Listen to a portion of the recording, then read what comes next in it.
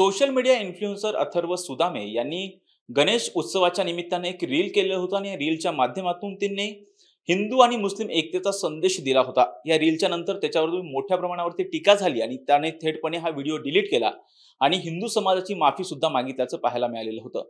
आणि याविषयी बोलण्यासाठी आपल्यासोबत संग्राम बापू भंडारे आहेत।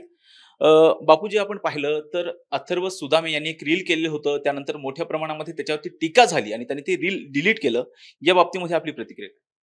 मुळात अथर्व सुदामेंचे जे मी काही रील बघितले ते विनोदी आहेत आणि जे माझ्या पाहण्यात आले रील, तर एकंदरीत माझ्या माहितीनुसार अथर्व सुदामे हे विनोदी कलाकार आहे आणि विनोदी कंटेंट देणारा एक सहकारी आहे आणि त्यांनी अशा धार्मिक विषयावर रील बनवत असताना फार विचारपूर्वक बनवायला पाहिजे होता, कारण धर्माचा विनोद होऊ शकत नाही। मुळात वादाचा मुद्दा कुठे सुरू झाला की तुम्ही ऐक्य दाखवायला जाताय, चांगलंय, पण सध्या वर्तमानात काय चाललंय ते त्यांनी अभ्यासलं पाहिजे। कारण आमच्या मुळशी तालुक्यामध्ये पौड गावामध्ये अन्नपूर्णा मातेच्या मूर्तीवर एक जिहाद आणि त्याच्यासाठी हिंदुत्ववाद्यांनी आंदोलन केलं, खटाटोप केला, सगळा लोकांना जागरूक करायचं काम केलं। आज यवतमध्ये छत्रपती शिवाजी महाराजांची मूर्ती एका जिहाद्याने फोडली। या सगळ्या चालू घडामोडी चालत असताना धार्मिक विषयावर असं काहीतरी बनवणं ते मला थोडंसं न पटणारं वाटलं आणि जर मग त्याच्यात थोडंसं गांभीर्यानेच शिरलं, त्याने जो कंटेंट बनवलाय आमच्या अथर्व भाऊंनी, त्याच्यात जर आपण खोलातच शिरलं तर समोरचा व्यक्ती सांगतोय की मेरे अब्बू भी यही काम करते थे।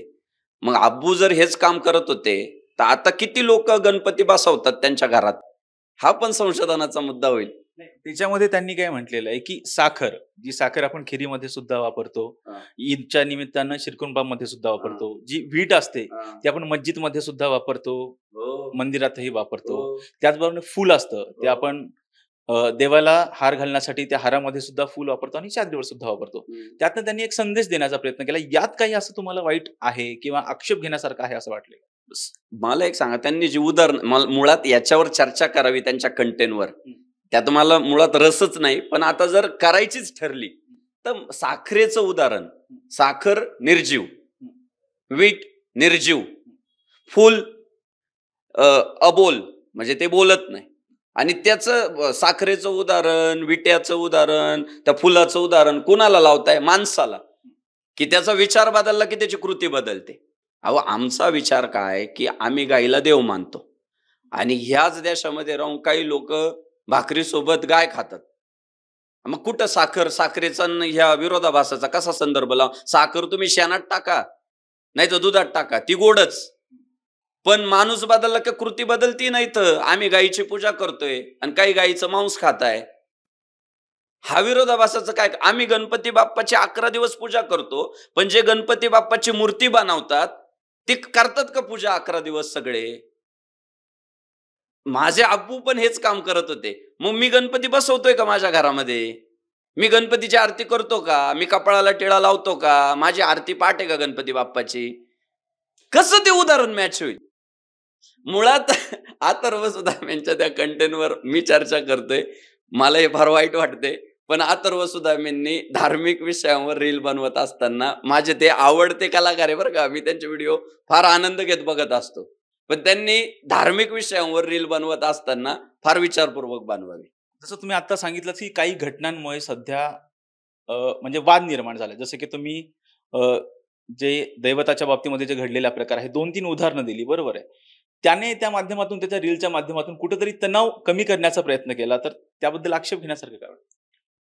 तणाव त्याला कमी करायचा होता ना अथर्व भाऊंला, त्याने जेव्हा अन्नपूर्णा मातेच्या मूर्तीवर जिहाद येऊन मुतले ना, तेव्हा निषेध मोर्चांमध्ये सहभागी व्हायला पाहिजे होतं, तेव्हा तणाव कमी झाला असता। जेव्हा यवतमध्ये छत्रपती शिवाजी महाराजांची मूर्ती जिहाद्यांनी फोडली ना, त्या मोर्चामध्ये होते का अथर्व सुदामे? तणाव कमी करण्यासाठी आम्ही ते मोर्चे करतो, सगळे हिंदुत्ववादी, गोरक्षक, धर्माभिमानी पोरं, आणि त्यांना आता अथर्व सुदामेंवर जे आक्षेप घेताय ना, ते सगळे हे धर्माची चळवळ पुढे घेऊन चालणार आहे। म्हणजे त्यांच्यामुळे तणाव वाढलाय, कमी नाही झाला। त्यांना जर तणाव कमी करायचा होता ना तर त्यांनी गोरक्षणासाठी पळावं, गाड्या अडवाव्या त्यांनी। गायीच्या ज्या कत्तलीसाठी रोज चालल्या लाखो गायी कापल्या जात आहे, गोवंश हत्याबंदी कायदा या देशात लागू आहे, महाराष्ट्रात लागू आहे, तरी गायीची मोठ्या प्रमाणात कत्तल सुरू आहे. हा तणाव थांबवण्यासाठी कधीतरी अथर्वदादांनी थांबावं रोडला गायींचं रक्षण करण्यासाठी. हा कोणता तणाव तुम्ही कमी करताय? तणाव वाढवताय ते. बरं, आपण म्हणतो की हिंदू धर्मामध्ये वसुधैव कुटुंबकम ही संकल्पना आहे. म्हणजे पृथ्वीवरती सगळी लोक माझं कुटुंबच आहेत असं आपण म्हणतो. परंतु अशा वेळी थेटपणे तो काहीतरी वेगळं देतोय, तरी तुम्ही आक्षेप घेतायत. कुटुंबच आहे असं म्हणतोय ना आपण. हिंदू धर्मामध्ये तर तसं सांगतो. वसुधैव कुटुंबकम म्हटल्यानंतर कुटुंबाला एक शिस्त हवी. सगळ्या कुटुंबातल्या सदस्यांचं वागणं सारखं असावं. मग आमचा तोच तर आग्रह आहे ना. रामाचे होऊन राहा, बाबराचे होऊन नका राहू. या देशामध्ये जर गाय पवित्र सांगितलेली आहे, गाय पूज्य सांगितलेली आहे, तर त्या गायीची सगळ्यांनीच पूजा करा. मुद्दामहून हिंदूंच्या भावना दुखावण्यासाठीच जर गायी कापल्या जात असतील, मुद्दामहून हिंदूंच्या भावना दुखावण्यासाठीच मूर्ती फोडल्या जात असतील, मुद्दामहून हिंदूंच्या भावना दुखावण्यासाठीच लव जिहाद केला जात असेल, तर कसं वसुधैव कुटुंबकम? मग कुटुंब जर आलेच असे घुसखोर जर आमच्या कुटुंबात असतील, तर आम्हाला ते निवडून बाजूला ठेवावे लागतील. आमचा लढा जिहाद्यांच्या विरोधात आहे. हे बघा, कोणता आमचा हिंदुत्ववादी एखाद्या परधर्मीय माणसाच्या घरात घुसला आणि त्याला त्रास देऊ राहिला असं एखादं उदाहरण आहे का? आम्ही कोणाला आम्ही कोणाला नडतोय? जे आमच्या धर्माला बाधा करताय त्यांना आम्ही नडतोय. आणि जेव्हा अथर्व सुदामेंसारखे लोक असे रील बनवतात ना, हे धर्माला बाधा करणारे असले रीलचा जास्त फायदा घेतात. आपण बघतोय की आता नुकतंच ऑपरेशन सिंदूरची चर्चा आहे. ज्या ऑपरेशन सिंदूरचं नेतृत्व केलं ती सोफिया कुरेशी एक मुस्लिम होती. आपण अब्दुल कलामांची उदाहरणं देतो, झाकीर हुसेन यांचं उदाहरण देतो की त्यांनी मुस्लिम असून सुद्धा त्यांच्या नावामुळे कुठे ते देशाची प्रतिमा सुद्धा बाहेर देशामध्ये उंचावलेली पाहायला मिळते.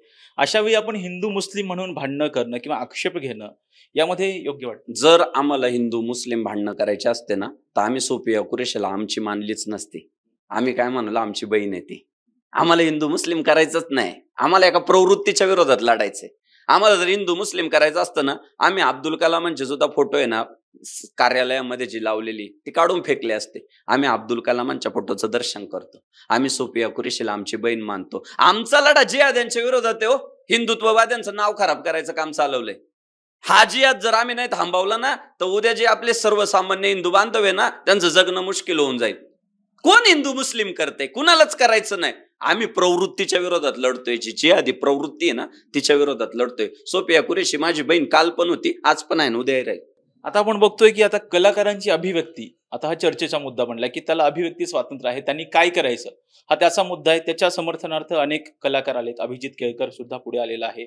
डॅनी पंडित नावाचा जो सोशल मीडिया इन्फ्लुएन्सर आहे, त्यांनी सुद्धा एक अशाच पद्धतीचं एक रील केलंय. तो सुद्धा त्याच्या समर्थनार्थ पुढे आलाय. मग अभिव्यक्ती स्वातंत्र्य आहे, तर मग त्यांनी रील नव्हता डिलीट करायला पाहिजे त्याचा. मग परिणामांना सामोरे जायला पाहिजे होतं ना. आता तुम्ही माझं उदाहरण आहे तुमच्या समोर. मी अभिव्यक्ती स्वातंत्र्याचा फायदा घेऊन किंवा त्याचा लाभ घेऊन मी जे मांडतोय ते मांडतोयच. जर आम्ही कुठं अभिव्यक्ती स्वातंत्र्यावर गंडांतर आणतोय, मग रील नव्हतं डिलीट करायला पाहिजे अथर्व सुदामेंनी. मग परिणामांना सामोरे जायला पाहिजे. त्यांच्या लक्षात आलं की आपली कुठेतरी चूक झाली. आपण वर्तमानातली सगळी परिस्थिती न अभ्यासता काहीतरी बनवायला गेलोय, ते चुकलंय हे अथर्व सुदामे दादांच्या लक्षात आलं आणि म्हणून त्यांनी जाहीर माफी मागितली.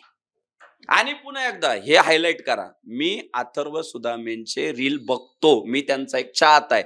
पण जे विनोदी रील असतात त्यांचे ते नक्कीच चांगले असतात. पण त्यांनी काल जो तो धार्मिक विषयावर हात घालण्याचा प्रयत्न केला, तो थोडा विचारपूर्वक घालायला पाहिजे होता. खरं तर अथर्व सुदामे यांनी जो रील केला होता, त्या रीलमुळे मोठा वाद निर्माण झाल्याचं पाहायला मिळालं होतं. त्या रीलवरून त्यांनी माफी सुद्धा मागितलेली आहे. संग्राम बापू भंडारे असं म्हणतात की त्याचे कॉमेडी रील त्यांनी करावे ते मी सुद्धा बघतो, परंतु त्यांनी धर्मामध्ये हात घालू नये असं ते म्हटलेले आहेत. व्हिडिओ जर्नलिस्ट शिवाजी साळुंकेसह राजरत्न जोंधे, टॉप न्यूज मराठी, पुणे. घ्या परदेशात भरारी, तेही सर्वसामान्यांना परवडणारी. 1 रुपया भरा आणि थायलंडमध्ये फिरा. सचिन इंटरनॅशनल घेऊन आले आहेत जगातली सर्वात स्वस्त परदेश टूर. पूर्ण 5 दिवसांचं पॅकेज आता फक्त 32,999 रुपयांमध्ये. पॅकेजमध्ये विमान प्रवास, हॉटेल, ब्रेकफास्ट, ट्रान्सपोर्ट आणि प्रेक्षणीय स्थळे. सचिन इंटरनॅशनल 18 वर्षांपासून पर्यटन क्षेत्रातील एक विश्वसनीय नाव. सचिन इंटरनॅशनल सोबत मनसोक्त फिरा. संपर्क 7767989898.